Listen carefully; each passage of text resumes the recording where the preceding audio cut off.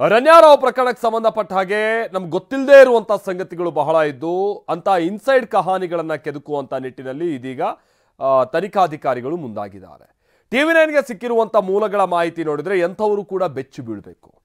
Ranya gold smuggling ವಿಚಾರ ಸಹಜವಾಗಿ ಬಿಜೆಪಿಗೂ ಕೂಡ ಒಂದು ಅಸ್ತ್ರ ಆಗಿದೆ. ಹಾಗಾದ್ರೆ ಈ ಪ್ರಕರಣದ ಸುತ್ತ ಏನ್ ನಡೀತಾ ಇದೆ, ಇನ್ಸೈಡ್ ಕಹಾನಿಗಳೇನೇನು, ಬನ್ನಿ ರಿಪೋರ್ಟ್ ಅಲ್ಲಿ ನೋಡೋಣ. DRI ಕೈ ಸೇರಿದ ರನ್ಯಾರಾವ್ ತರುಣ್ ಫ್ಯಾನ್ಸಿ ಗುಟ್ಟು. ರನ್ಯಾ ತರುಣ್ ದುಬೈನಲ್ಲಿ ಬಳಸ್ತಿದ್ದ ಫೋನ್ ನಂಬರ್ ಪತ್ತೆ.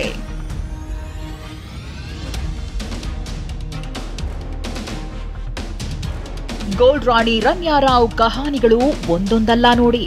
ಚಿನ್ನ ಕಳ್ಳಸಾಗಣೆ ರಹಸ್ಯ ಕೆದಕೋಕೆ ಮುಂದಾದ DRI ಅಧಿಕಾರಿಗಳಿಗೆ ಬೆಚ್ಚಿ ಬೀಳಿಸುವ ವಿಷಯಗಳು ಗೊತ್ತಾಗ್ತಿವೆಯಂತೆ.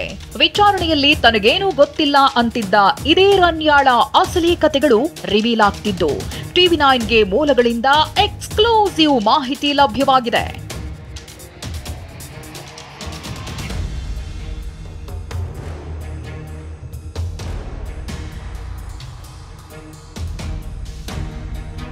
ಹಾಗಾದ್ರೆ ಏನಿದು ರನ್ಯಾಳ ಫ್ಯಾನ್ಸಿ ಗುಟ್ಟು ಅಂತೀರಾ?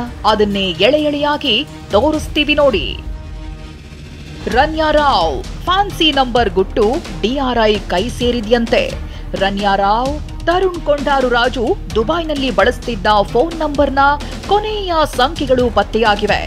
ದುಬೈನಲ್ಲಿ ಬಳಸ್ತಿದ್ದ ಕೊನೆಯ 4 ನಂಬರ್ಗಳು ಒಂದೇ ಆಗಿವೆ. ರನ್ಯಾ ತರುಣ್ 5707ನಲ್ಲಿ ಕೊನೆಯಾಗೋ ನಂಬರ್ ಬಳಸ್ತಿದ್ರಂತೆ. DRI ವಿಚಾರಣೆ ವೇಳೆ ತನಗೇನೂ ಗೊತ್ತಿಲ್ಲ ಅಂತಿದ್ದ ರನ್ಯಾ ದುಬೈನಲ್ಲಿ ತಾನು ತನಗಾಗಿಯೇ ಚಿನ್ನ ತಂದಿದ್ದೆ ಅಂತ ಹೇಳಿದ್ಲಂತೆ.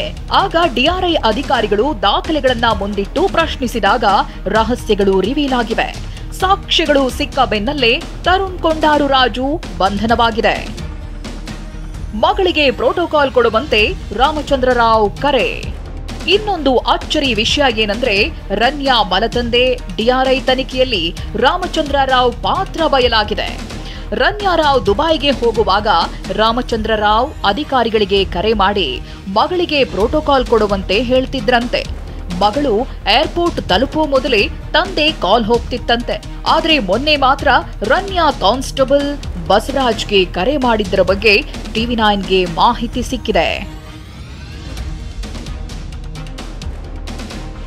ಇದೆಲ್ಲ ಬೆಂಗಳೂರಿನ ಬೆಳವಣಿಗೆಯಾದ್ರೆ ರನ್ಯಾ ಗೋಲ್ಡ್ ಸ್ಮಗ್ಲಿಂಗ್ ಕೇಸ್ಗೆ ಮುಧೋಳ ನಂಟಿರೋ ಬಗ್ಗೆ ಚರ್ಚೆಯಾಗ್ತಿದೆ.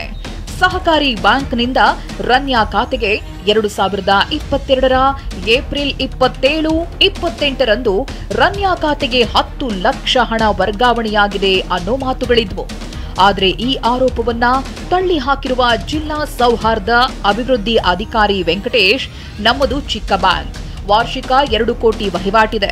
ಮುಧೋಳಾದ ಓಂಕಾರ ಬ್ಯಾಂಕ್ಗೂ ರನ್ಯಾ ಪ್ರಕರಣಕ್ಕೂ ಯಾವುದೇ ಸಂಬಂಧವಿಲ್ಲ ಅಂತಿದ್ದಾರೆ. ಇಲ್ಲಿ ಸಹಕಾರಿಯ ಎಲ್ಲ ದಾಖಲಾತಿಗಳ ಜೊತೆಗೆ IDBI ಬ್ಯಾಂಕಿನ ಸ್ಟೇಟ್ಮೆಂಟ್ ನಾವು ಪರಿಶೀಲನೆ ಮಾಡಿದ್ದೀವಿ. 2022ರಿಂದ 2025ರವರೆಗೆ ಪ್ರತಿಯೊಂದು ದಾಖಲಾತಿಗಳನ್ನು ಸಂಪೂರ್ಣವಾಗಿ ಸೂಕ್ಷ್ಮವಾಗಿ ಗಮನಿಸಿದ್ದೀವಿ.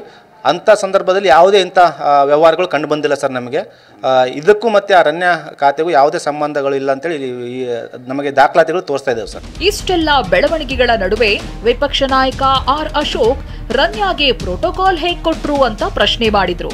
ಇದಕ್ಕೆ ತಿರುಗೇಟು ಕೊಟ್ಟ ಸಂತೋಷ್ ಲಾಡ್ ಏರ್ಪೋರ್ಟ್ ಯಾರ ಕಂಟ್ರೋಲ್ನಲ್ಲಿದೆ ಅಂತ ಕಾಲೆಳೆದಿದ್ದಾರೆ. ಅವರಿಗೆ ಪೊಲೀಸ್ ಜೀಪಲ್ಲಿ ಯಾವಾಗೂ ಕರ್ಕೊಂಬರ್ತಾ ಇದ್ದಾರಂತೆ. ಕಳ್ತನ ಮಾಡಿದ ಮೇಲೆ ಪೊಲೀಸ್ ಜೀಪಲ್ಲಿ ಕರ್ಕೊಂಬಂದು ಮನೆಗೆ ಬಿಡ್ತಾ ಇದ್ರಂತೆ. ಅಂದರೆ ಸರ್ಕಾರನೇ ಇದರಲ್ಲಿ ಆಗಿದೆ ಅನ್ನೋದು ನಮ್ಮ ನೇರ ಆಪಾದನೆ. ಅವರಿಗೆ ಪ್ರೋಟೋಕಾಲ್ ಹೆಂಗೆ ಕೊಟ್ಟರು, ಅವ್ರನ್ನ ಹೆಂಗೆ ಎಸ್ಕಾರ್ಟ್ ಕೊಟ್ಟರು, ಇದೆಲ್ಲ ತನಿಖೆ ಆಗಬೇಕಾಗಿದೆ. ಏರ್ಪೋರ್ಟ್ ಯಾರ ಕಂಟ್ರೋಲಲ್ಲಿದೆ? ಯಾರು ಕಂಟ್ರೋಲಾಗಿದೆ ಸರ್? ಮತ್ತು ಯಾರಿಗೆ ಕೇಳ್ಬೇಕು ನೀವು ಪ್ರಶ್ನೆ? ಮೊದಲನೇ ಪ್ರಶ್ನೆ ಅದಕ್ಕೆ ಕೇಳ್ಬೇಕಲ್ಲ, ಗೋಲ್ಡ್ ಹೆಂಗೆ ಬಂತು ಅಂತೇಳಿ.